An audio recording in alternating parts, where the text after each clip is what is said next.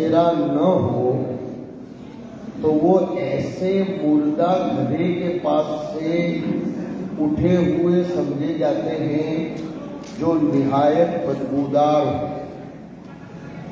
تو ہم تو آج الحمدللہ ایک سنت کی ادائیگی کے لیے جمع ہوئے ہیں۔ آپ دیکھ رہے ہیں ایک روایت کا مفہوم ہے، گرچہ اس روایت میں لوگوں کو کلام رہا ہو، لیکن وہ بہرحال روایت ہے کہ جو میری سنت کو فساد زمانے کے موقع پر زندہ کرے تو اس کو 100 شہیدوں کا اجر ملتا ہے۔ قاری مختار صاحب نے ایسے پرفیشن بھی پرفیشن بھی خرافات اور رسوم کے زمانے میں جس سادگی سے اپنی لخت جگر کی رخصتی کا نظام بنایا، واقعتاً وہ قابل مبارکباد ہے، واقعتاً وہ ہم سب کی طرف سے قابل تشکر ہے، اس لیے کہ اللہ تعالیٰ نے قاری صاحب کو دنیاوی اور دینی دونوں اعتبار سے لوگوں کا مرجع بنایا ہے۔ قاری صاحب میں اللہ تعالیٰ نے ان کی خاندانی اعتبار سے وہ فراستیں اور وہ قیادتیں بھی نصیب فرمائی، اور دینی اعتبار سے بھی اللہ تعالیٰ نے ان کو وہ ذکاوت اور وہ صلاحیت نصیب فرمائی، لیکن انہوں نے زیادہ تر علماء کو مدعو کیا اور رشتہ داروں کو، اور نہایت دینداری کے ماحول میں، ورنہ آپ نے کبھی نہیں دیکھا ہوگا کہ رخصتی کے موقع پر دین کی بھی کوئی مجلس ہو، ایسا کبھی نہیں دیکھا ہوگا۔ لیکن دیکھو، دین آدمی کی ہر جگہ حفاظت کرتا ہے۔ مجھے ایک جملہ یاد آیا، دیندار بننے کا ایک بہت بڑا فائدہ یہ ہے کہ دین آدمی کی رسوم و خرافات سے حفاظت کر لیتا ہے۔ خالی دعائیں کروانے سے آدمی ماحول سے بچتا نہیں ہے۔ صاف سنو، آج کل لوگ کیا کہتے ہیں، ذرا مولانا دعا کرنا، ماحول بگڑ گیا، ہم لوگ بچ جائیں۔ خود بھی کچھ کرنا پڑتا ہے۔ پہلے بہت اچھی بات دیکھو، یاد دلاتا ہوں، سورہ فاتحہ میں اہدنا الصراط المستقیم مانگنا پڑتا ہے، تب جا کر مسجد کے باہر نکل کر صراط مستقیم نصیب ہوتی ہے۔ مانگنا تو پڑتا ہے، محنت بھی کرنی پڑتی ہے۔ اللہ تعالیٰ خوب مبارک فرمائے۔ دوسرا ایک پیغام حدیث شریف میں آتا ہے، 3 چیزوں میں تاخیر نہیں کرنی چاہیے۔ اس پر بھی عمل ہو رہا ہے ماشاءاللہ آج، کہ نماز کا وقت ہو جائے تو نماز پڑھنے میں تاخیر مت کرو، جنازہ تیار ہو جائے تو دفن کرنے میں دیر مت کرو۔ وہ آ رہا ہے، یہ آ رہا ہے، وہ آ رہا ہے، وہ آ کے کیا کرے گا؟ وہ آ کے کیا کرے گا؟ جنازہ تیار ہو گیا۔ حدیث میں آتا ہے، اگر وہ جنازہ نیک ہے تو بولتا ہے مجھ کو جلدی پہنچاؤ، میں ثواب کے انتظار میں ہوں، تم لوگ مجھ کو یہاں سے ہٹاؤ، اس لیے کہ مجھ کو تو قبر کے باغ میں پہنچنا ہے۔ اور اگر نعوذ باللہ برا جنازہ ہے تو وہ کہتا ہے کہ بھائی تمہاری گردنوں سے مجھ کو جلدی اتارو، شر تضعونہ عن رقابی۔ تو یہ دوسری چیز ہے جس میں تاخیر نہیں۔ اور تیسری چیز، جب اولاد جوان ہو جائے تو اس کی شادی کرانے میں تاخیر نہیں کرنی چاہیے۔ خواہ مخواہ لمبی لمبی امیدیں باندھنا، حدیث شریف میں آتا ہے جب رشتہ کسی مناسب جگہ سے آ جائے، رشتہ کسی مناسب جگہ، کیسی مناسب جگہ؟ حدیث میں اس کا معیار بتایا، ممن ترضون دینہ وخلقہ، جس کے دینداری اور جس کے اخلاق پر آپ کو اعتماد ہو تو فوراً اس کا رشتہ قبول کر کے شادی کروا دینی چاہیے۔ ہو سکتا ہے کبھی آپ نے سوچا نہ ہو، اتنی بلند پرواز ہو، اور ہو سکتا ہے کبھی آپ نے سوچا نہ ہو، اللہ تعالیٰ اتنا اچھا رشتہ نصیب فرما دیتے ہیں۔ اور ایک اچھا رشتہ ٹھکرانے سے نقصان ہوتا ہے۔ قرآن کریم کی آیت وہاں بھی ہے، دیکھو سنو، ایک آیت وہاں بھی لگتی ہے۔ اچھے رشتوں پر عام طور پر لوگ اس آیت کو چسپاں نہیں کرتے، خالی ایمان پر ہی آیت، مجھے قاری صاحب کے اس پروگرام کی برکت سے وہ آیت آج منتقل کرنے کی طرف ذہن گیا کہ لئن شکرتم لازیدنکم، یہاں مفعول بہ کا تذکرہ ہی نہیں ہے. پتہ چلا اچھے رشتوں کی قدر کرو گے تو اللہ آگے بھی اچھے رشتے نصیب فرمائے گا، اور اگر ناقدری کرو گے تو پھر خدا کی طرف سے حالات آتے ہیں. لہذا اپنی اولاد کی اچھی تربیت کی فکر کرو. خاص طور پر جن لوگوں کو اللہ نے بچیاں دی ہیں ان کو تو ڈبل ثواب ملتا ہے بھائی. ہاں، اس لیے کہ آپ کی بچی آپ کا نام تو روشن کرے گی، لیکن جہاں بیاہ کر جاتی ہے ان کے گھر کو بھی روشن کرے گی، اور ان کی گود سے جو نسل پروان چڑھے گی وہ تو کتنی ترقی کرے گی. پتہ چلا ہمارے بڑے جو فرماتے ہیں فرد پڑھا تب جب مرد پڑھا، مرد پڑھا فرد پڑھا، عورت پڑھی سماج پڑھا. مرد نے پڑھا تو ایک فرد نے پڑھا، لیکن عورت پڑھی سماج پڑھا.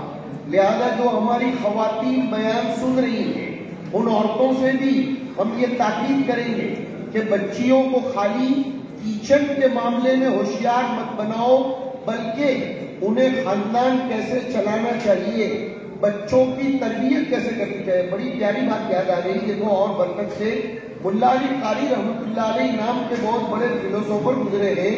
انہوں نے لکھا ہے کہ چھوٹی بچیوں کو گڑیاؤں سے کھیلنے کی جو رخصت دی گئی ہے، چھوٹی بچیوں کو، حالانکہ گڑیا تو جاندار کی تصویر والی ہوتی ہے، لیکن چھوٹی بچیوں کو، بہت دھیان سے سنے جو استدلال کر رہا ہوں، کہ چھوٹی بچیوں کو گڑیاؤں سے کھیلنے کی جو اجازت دی گئی، ملا علی قاری فرماتے لما فیہ من تدریبہن بحیث کونہن امہات فی المستقبل، کہ انہیں مستقبل میں ماں کا پارٹ ادا کرنا ہے تو گڑیا کو وہ نہلائے گی، دھلائے گی، سلائے گی، لے کے پھرے گی. اس سے میں ثابت کر رہا ہوں کہ اپنی بچیوں کو مستقبل میں ماں کیسے بننا ہے وہ بھی سکھاؤ، ساس کیسے بننا ہے وہ سکھاؤ، سماج کیسے چلانا ہے وہ سکھاؤ. ورنہ اگر لڑکی بگڑتی ہے تو پورا خاندان تباہ ہو جاتا ہے. اس کا ذہن اگر بگڑا ہوا ہے لیکن چلنے کا مزاج نہیں ہے تو پورا خاندان تباہ و برباد ہو جاتا ہے. لڑکیوں کے اندر سب سے بڑا زیور ہے صبر و تحمل، صبر و تحمل. ہاں، جس کی بنیاد پر وہ آئندہ چل کر بڑی ترقی کرتی ہے اور اس کا خاندان پروان چڑھتا ہے، اس کی گود سے بہترین نسل تیار ہوتی ہے. لہذا اپنی بچیوں کو صبر و تحمل سکھاؤ. حضور سے بڑے کوئی پاکیزہ، دور اندیش، فراست مند، اور حضور کے بول پر پورے مدینے کے لوگ اپنا پتا، کلیجہ سب کچھ قربان کر دیتے. لیکن حضور کی بیٹی کی تربیت کیسی ہوئی؟ وہ جھاڑو بھی لگاتی تھی، پوچھا بھی لگاتی تھی، چکی بھی پیستی تھی، روٹی بھی پکاتی تھی. تب جا کر آج اس کے بارے میں کیا کہا گیا؟ سیدۃ نساء اہل الجنت رضی اللہ تعالی عنہا. لہذا جتنے بڑے گھرانے میں آپ کی بچی پروان چڑھ رہی ہو، ہاں، خواتین کو خاص کہہ رہا ہوں کہ آپ کتنے مالدار کیوں نہ ہو، آپ کے شوہر، آپ کے خسر کتنے مالدار کیوں نہ ہو، لیکن بچی کو مجاہدے والی طبیعت پر ڈھالیے، جفا کشی والی طبیعت پر ڈھالیے، روکھی سوکھی زندگی پر تحمل کرنے والی طبیعت پر ڈھالیے، اس کو صبر و تحمل کی طبیعت پر ڈھالیے. اس لیے کہ مع العسر جب یسر ملتا ہے تو پھر رب کی رضامندی نصیب ہوتی ہے. ہاں، جب پریشانی اور تنگی کے بعد راحت ملتی ہے تو شکر گزاری کی توفیق ہوتی ہے. ہمیں بہت خوشی ہے کہ ہماری پوتی ایمن آج بیاہ کر اورنگ آباد جا رہی ہے. ہم سمجھتے ہیں کہ اس کو رخصت کرنے کے موقع پر خود اس کے دل پر، اس کے ماں باپ کے دل پر، اور وہ جس گھرانے میں پروان چڑھی اس کے بھائی بہنوں، اس کے دادا دادی، نانا نانی کے دل پر کیا گزرتی ہے وہ میں ابھی اپنے بچوں کے ساتھ بیٹھ کر کہہ رہا تھا. وہ تو بچی کا باپ بھی سمجھ سکتا ہے. اس لیے کہ دیکھو یہ گورنمنٹ نے بھی ایک لفظ دیا شادی کے موقع پر، کنیا دان.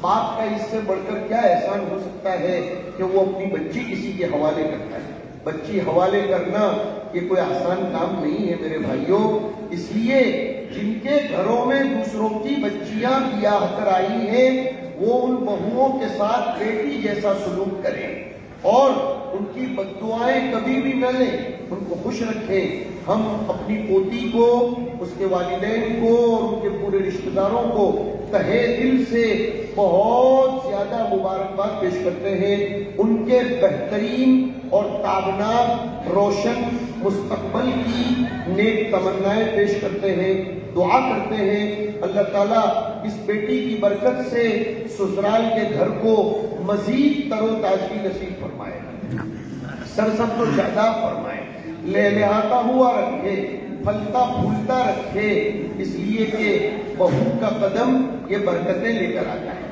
حدیث شریف میں اور قرآن کریم میں اگر ہم نظر دوڑاتے ہیں تو کچھ اعمال ایسے ہیں جن کی وجہ سے بینا نصیب ہوتا ہے، آدمی مالدار بنتا ہے، اس میں ایک ہے نکاح، وہ آیت ہے ان یکونوا فقراء یغنیہم اللہ من فضلہ۔ پتہ چلا نکاح کی برکت سے آدمی، مطلب آنے والی بچی یہ جدھر جا رہی ہے یعنی سسرال کے لیے یہ تمول اور غنا لے کر جاتی ہے، اور یہ تو ہمارا دیکھا ہوا ہے، ہاں ہم نے تو اس کو دیکھا برتا سمجھا کہ جب بچی کو آپ نیک نیتی سے لاتے ہیں تو گھر میں انقلاب صالح برپا ہوتا ہے، برکتیں ہی برکتیں آتی ہیں۔ اسی لیے تو کہتے ہیں کسی کے گھر میں بیٹی پیدا ہو تو پھر اس کی روزی کی برکت کی گارنٹی کی، ہاں تو بیٹیوں کو اپنے حق میں سعادت سمجھو اور اس کو اپنے حق میں خوشبختی، نیک نامی اور بلندی سمجھو، اور بیٹیوں کے ذریعے بھی آدمی کا خاندان پروان چڑھتا ہے۔ بخاری شریف میں ایک روایت ہے جس کا مفہوم یہ ہوتا ہے کہ بیٹی کی اولاد بھی اپنی اولاد میں شمار کی جاتی ہے۔ چنانچہ آپ دیکھتے ہیں حضور کی اولاد کس کو کہا جاتا ہے؟ حضرت فاطمہ کی اولاد کو۔ حضرت فاطمہ تو حضور کی بیٹی تھی، لیکن پتہ چلا حضرت حسن اور حسین سے حضور کا خاندان چلا، پتہ چلا بیٹی کے ذریعے بھی خاندان پروان چڑھتا ہے۔ لہذا بیٹیوں کی اچھی تربیت کرو۔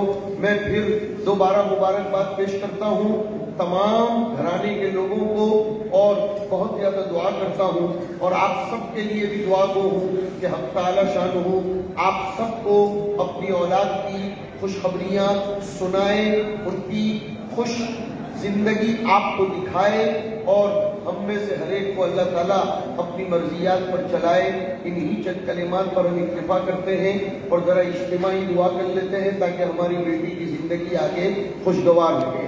اللہم صلی علی سیدنا و مولانا محمد وعلی آل سیدنا محمد وبارک وسلم۔ اے اللہ اس ہونے والی رخصتی کو بے انتہا قبول فرما، مستجاب فرما، برکت والی بنا۔ ہماری رخصت ہونے والی بیٹی کی زندگی کو اے اللہ خوب خوب لہلہاتی ہوئی، سبزہ زار اور سرسبز و شاداب خوشحالی والی بنا۔ اے اللہ سسرال میں جا کر یہ سسرال کے نام کو بھی روشن کرے اور اپنے والدین کے بھی نام کو روشن کرے، ایسے فیصلے فرما۔ اے اللہ ہم سب کو صبر و ضبط نصیب فرما، ہماری اولاد کی صحیح تربیت کرنے کی توفیق نصیب فرما، اس سنت کے مطابق ہونے والی رخصتی کو بے انتہا اپنی بارگاہ میں مقبول فرما، رسوم و خرافات سے ہماری بھرپور حفاظت فرما، اپنی بارگاہ کا مقبول بندہ بنا، مستجاب بندہ بنا۔ اے اللہ کھانے میں برکتیں نصیب فرما، آنے والوں میں برکتیں نصیب فرما، ہم سب کی زندگیوں میں برکتیں نصیب فرما، میاں بیوی میں خوب محبت مودت پیدا فرما، خوب محبت مودت پیدا فرما۔ اے اللہ خوب محبت مودت پیدا فرما، خاندانوں میں آپس میں رشتہ داریوں میں برکتیں نصیب فرما، بیماروں کو صحت نصیب فرما، تندرستوں کو اپنی تندرستی کی قدردانی نصیب فرما۔ ہماری دعاؤں کو محض اپنے فضل و کرم سے حضور پاک صلی اللہ علیہ وسلم کے صدقے طفیل قبول فرما۔ ربنا هب لنا من ازواجنا وذرياتنا قرة اعين واجعلنا للمتقين اماما، وصلی اللہ علی النبی الکریم وعلى آلہ واصحابہ اجمعین برحمتک یا ارحم الراحمین۔